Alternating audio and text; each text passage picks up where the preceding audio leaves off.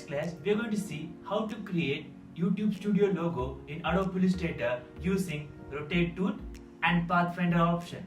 So let's start.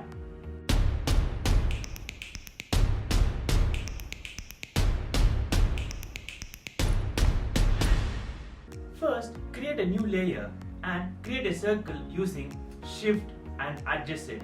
Now create a rectangle and adjust according to the shape. Let's create a curve on both sides. Select the circle and right click. Give the option called Arrange and Send to Back.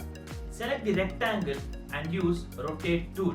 Select the center of the rectangle and move it to the center of the circle. Now press Alt in the keyboard, drag and create a duplicate. Now press Ctrl plus D in the keyboard for multiple times duplicate with even spacing. Select all the shapes and go to the option called Pathfinder. If you can't find Pathfinder out in the options, go to Windows. There you can see Pathfinder. Select the Pathfinder and give the option called Unite.